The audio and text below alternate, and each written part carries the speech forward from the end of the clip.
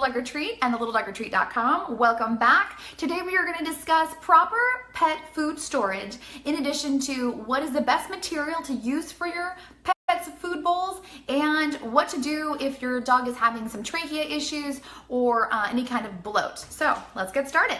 I have behind me my favorite tools that I use for both my daycare pups and my own girls, and we're going to start with food storage. So you'll notice right here, I have a giant 5-gallon bucket. Now, a 5-gallon bucket is going to store most of your large bags, your big giant bags, or pretty much any other smaller bag you want to buy in dry kibble. Now, I will say this. Food storage is important. You want to make sure, number one, that you're not storing anything more than about a year. So if you're buying more food quantity and you're not going through it within a year, toss it out. It's old, it's going to go bad, it's going to start to get bacteria within it, and you're not going to want to feed that to your pup. So you only want to buy enough food that'll last about 6 weeks. 6 to 12 weeks should be fine. So anywhere in that time frame, if they're consuming the food, that's fantastic. Now, as you get to the bottom of your food, you want to make sure you're using that your dogs will consume that before dumping more food onto it. So you don't want the bottom food to start to mold and then just keep replacing it with food that's on top. So really make sure that you're managing that. I like the bins because it actually takes a giant bag and makes sure that all of it is fresh, down to the very last scoop of kibble. It's still really fresh. Now, my 3 dogs will go through one of the giant bags in about 6 weeks. So we're kind of right on par with that. Now, towards the end, when I used to use bags or Ziploc bags or store them in other smaller containers, the food would get really dry and stale. The dogs would kind of lose interest in it. This works really, really well. You can find these buckets pretty much anywhere, hardware stores and whatnot. The trick that I use is the sealable top. Now, these are separate from the actual 5-gallon bucket. So I'll show you what it looks like. This is your standard 5-gallon bucket. Just a plastic bucket. You can usually see these in white. I got black just so it would match our kitchen and coordinate with our appliances. But this is just a standard 5-gallon bucket. And there's the food inside. It will stay fresh the whole time, so all 6 weeks. Now, this is what I use to actually keep it fresh. So instead of just using the plastic lids that will oftentimes come with the giant 5-gallon bins, those are sealable, but they still allow air to come in. This is actually a suction what is it actually officially called? It is an air escape bucket insert, and it's actually designed to preserve the food. So pretty much what you do is you actually put this into the bucket, squeezing it, it'll push the air out and then seal it. So it becomes a vacuum system basically in the bucket, and I'll show you what that looks like. Here is a large bucket, and I'm gonna squeeze it and then push it down. I'm gonna and then here it is. It's not gonna come out. It's pretty solid, and then I just squeeze it again and move it to the side. And there it is. So this system, I'll do it again, squeeze it, push it down. You can hear the air coming out. And now that's a nice sealed container. Now, if you're gonna be storing treats, you can pretty much store treats in just about anything that will seal, even a Ziploc bag. Make sure you're squeezing the air out again before you seal any kind of baggies. I personally like cute little containers, but make sure whatever container you buy has a sealable plastic side to make sure that you are able to push that air out. Now, with treats that are opened, you don't wanna use those more than about a month. So about a 4-week time frame. Here's this little compression one, and now it's sealed. So you want to make sure that if you have loose treats, that those items are going to be vacuumed as well or in a sealable container so that they don't go bad. What happens when your food goes bad, basically, I've got my cat here. What happens when your food goes bad is basically it starts to create mold and bacteria will start to build in that food, whether it is dry food or wet food. So in the refrigerator, usually I would shy away from keeping food more than about 2 days.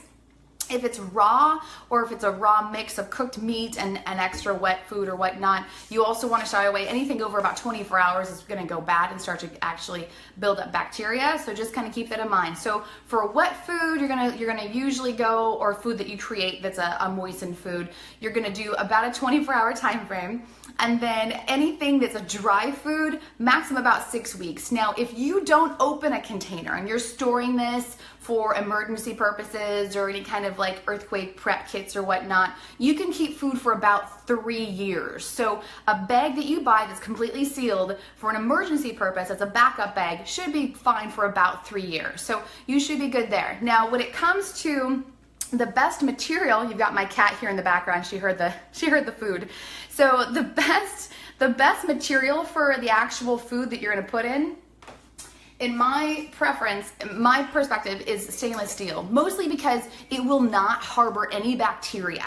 You're going to be able to wash this, scrub this, as long as you are making sure that it doesn't have any kind of rust, or it's not getting left out in the elements outside or whatnot, and it's not rusting. You can take any kind of abrasion brush and scrub this out, and it's going to be super healthy for your dogs. Now, sitting water needs to be refreshed every 24 hours because water will actually start to grow bacteria in it. So you need to make sure that you are washing that. Now, when I say washing that, you need to make sure within about, if you're going to do it once a week, that should be okay, as long as you're doing a nice rough rinse with that water and constantly replenishing the water with it every 24 hours, you should be fine. But if you're letting the water sit for a couple days, you're going to need to scrub that out with actual hot water. You don't need to even use soap. Hot water is actually more effective than soap. So just use a nice hot water, rinse and wipe it clean, and that should be good for your water supply.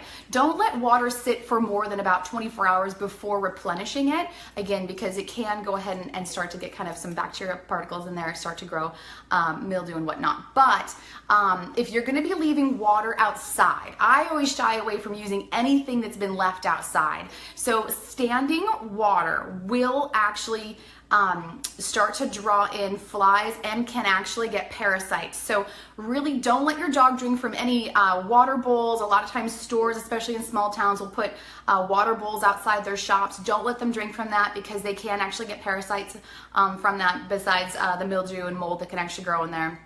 But you want to make sure that it's not left outside. So always bring along some extra water to give to your dog. But if you're going to be putting water outside for your own dog, make sure you wash it and rinse it every 24 hours. If it's going to be inside just next to their food, unless you see particulates floating in there, just a quick rinse every day and some fresh water should be fine. And then once a week, just toss it into the dishwasher or wash it by hand with hot water. So I love stainless steel for that purpose. Now, if your dog does not like metal, which some dogs don't, especially small toy breed dogs tend to shy away from the metal. The reflective surface can kind of scare them or bother them. My next go-to item is going to be porcelain.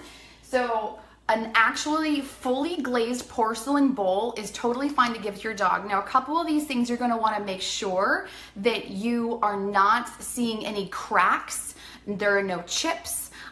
If you're gonna buy a non-pet standard bowl and you're gonna buy something from like an artist or a shop that has more sort of the artsy type bowls that are glazed, make sure that it's a full glaze. If the glaze, you'll notice sometimes in the homemade items, the glaze won't fully cover every single spot. That's a problem for your pet bowls, because what's gonna happen, because porcelain is porous, it'll actually absorb the actual moisture and start to make the porcelain hold bacteria inside of it, which of course then if you're putting in water or food is going to immediately transfer into that food and then go into your dog's digestive system. So make sure whatever kind of porcelain item you're using, that it's going to be fully coated in any kind of sealant, basically a human grade sealant that you can eat out of. Some of them are decorative only, so make sure if you're looking at something that's an artist piece that it is a human grade edible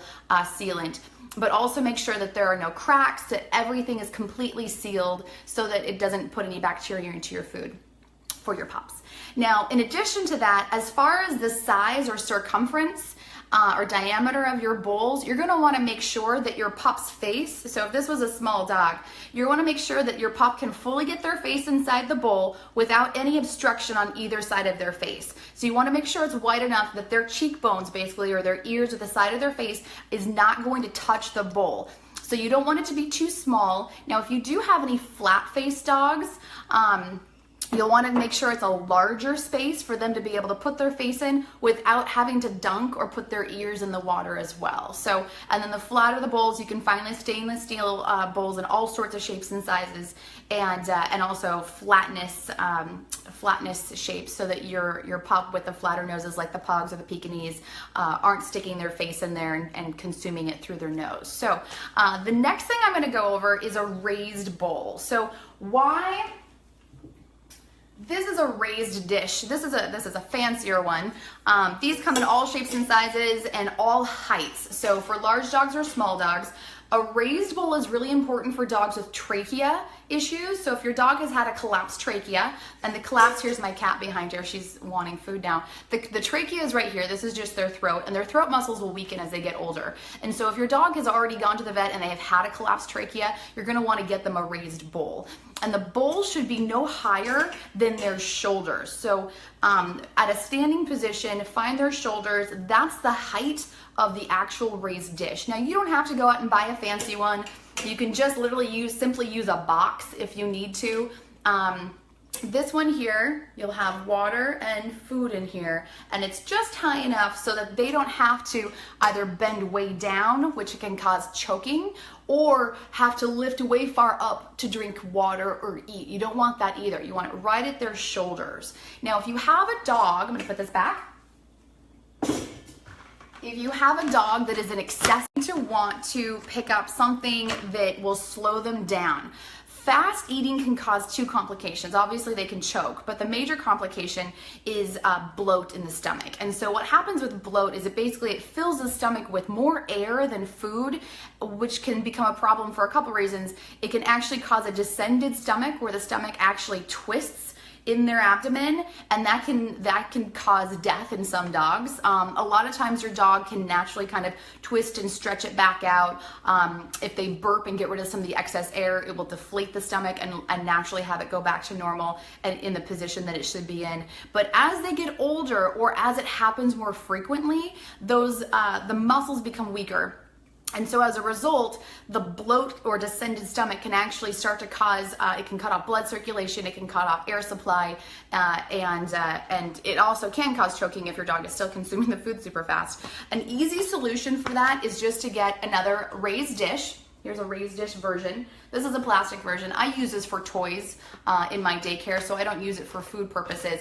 But for the purpose of this video, anything that has the bumps and the raised elevated sections, you'll see at an angle here, will slow down your fast eater or your fast water drinker, and actually force them to go through each individual little section to consume their water, which does two things. It makes sure that the food going in isn't bloating isn't causing dissension in their stomach, but also that the water coming in isn't causing bloat, so that your dog doesn't get that fully expanded stomach and either start choking, have the distended stomach where it's actually going to cause any kind of complications with their circulatory system. Or the last thing is also make sure they don't just throw up their food once they eat it or once they drink the water. So that is another great option. And then the last thing I'm going to mention today is basically for your treats. So if you are making your own homemade treats, which I think is fantastic, I love doing here at the Little Dog Retreat, so we make a lot of homemade treats. If you're going to be making treats, you want to make sure that you're using natural ingredients without any preservatives, and you're going to want to make sure that you freeze them first. So do a pre-freeze. A pre-freeze is basically where you make your treats, so you can either cook your meatballs, or you can gather your meatballs together and in a meatball form, or if you're going to do any kind of yam fry or anything like that, get everything cut up. If it's got to be pre-cooked, pre-cook it, but you're basically going to put it on a cookie sheet, and then you're going to put it in the freezer for about 20 minutes. Now this is not meant to freeze the item as a solid piece. This is meant just as a pre-freeze. So pre-freeze will do two things for you. It'll keep the shape of whatever the item that you're making, but then it will also make sure that when you put it into a bag, let's say a Ziploc bag or a glass Tupperware container, anything like that, you're going to freeze it in permanently for treat purposes. It'll make sure that it doesn't stick to anything else. So you don't have just one massive meatball, you don't have one massive thing of yams or whatever it is that you're cooking. So you can do this with eggs, you can do this with any kind of meat product, you can do this with any kind of vegetable that you're going to be adding. You can do this with little tiny cheese niblets if you want to, and you can also do this with ice cubes. So if you have any kind of like little meat pieces or cheese niblets, you can put them in an ice cube tray first, pre-freeze all the ice cubes as an ice cube tray, and then I usually just crack it open, stick it into a Ziploc bag, and then I have individual treats that are pre-frozen. And what I use, I don't usually use water with my ice cubes. I use, again, the chicken water with a natural chicken bouillon that I make here, where it's just boiled chicken, and then I take that excess water, put it into the ice cube trays, put maybe like a little piece of chicken or a little piece of cheese treat in there, and then I pre-freeze those, and then I just gather them. I keep collecting them into a giant 5-gallon Ziploc bag. So the other thing you can also do is coconut oil. You can freeze the coconut oil into little ice cube trays, and that makes a fantastic hydration treat, especially during the hot summer months. And again, just pre-freeze those, crack them open, stick them into a Ziploc bag so you can keep making more. And that way everything's ready to go and stored. So when you do freeze your stuff, you want to make sure that you're not going to keep it more than about 6 months. So most meat products, if you're going to be making your own treats, you want to store them frozen, but then you don't want to keep them past the 6-month point. So definitely marker whatever you're using. If it's a Ziploc bag, put a Sharpie on there, put a sticker on there, and put the date on there, because past 6 months, it's going to go bad. And so anything that you wouldn't consume yourself, don't give to your dog. So if you have something that's going bad, like a cheese or a bread or any kind of other human food that people will oftentimes give their dogs, you want to go ahead, if you can, just shy away from using human food, like bread or starches, but you don't want to give it to your dog if it's got mold on it, if it's got mildew, if it's been sitting into a Tupperware container that is mildewing or gaining bacteria. You'll see the mold spores or whatnot growing on there. Anything with black mold, throw away. If you're using a plastic container, quite often I'll see people pre-make their food and they'll bring it here and they'll be using the plastic Ziploc Tupperware containers. If that's a plastic container, you don't want to use it past about 6 months. So you do want to start to freshen those and throw those out. If you do a pre-freeze and it's more of a liquid form, that's fine. But if you're using a meat substance where it has the oils, you're going to want to toss that after about 6 months. And then in addition to that, if you are I can see my cat here in the corner. If you are pre-cooking anything, try to store it in a glass container. That's going to keep it fresher. That's going to keep it in your refrigerator longer. It's going to keep the freshness and the flavor in there, so it stays as a benefit to your dog, opposed to becoming flavorless and just becoming sort of that refrigerator taste, if you've ever tasted anything that's lasted in your fridge too long. And then the last thing I'll say is you can always keep baking soda, the standard, baking soda little boxes that your grandma probably used to talk about having in their fridge. Pop one of those in there with your dog food. It'll do two things for you. As a person, it'll prevent the dog food smell from seeping into any of your actual human food that you'll be doing, but it will, again, keep the freshness of your dog food. That's whether it's a canned dog food that you have a cap on, that you bought from a store, that you're just giving them canned food. It's if you've used human grade elements and created your own food, or if you're storing any kind of moistened or wettened kibble in your refrigerator, it'll take the smell away. So you can always just keep that standard box of Arm & Hammer baking soda inside next to the food container, and it'll prevent any kind of dog food smell from getting into your other food and keep your dog's food fresh. So again, that is what I would recommend for dog food bowls and why I use them, and how to keep your major food fresh. I'll put a link below on this so that you can see where it comes from. I got mine from Amazon. And then if you have any questions, feel free to comment below. I would love to hear from you. We are going to be doing question and answers on Sundays now. And so if you have anything, type it in there. Please feel free to join our private Facebook group called I Speak Dog Training Club. And I would love to see you on Instagram and YouTube. So if you have any questions, feel free to let me know, and I'll see you soon. Thanks.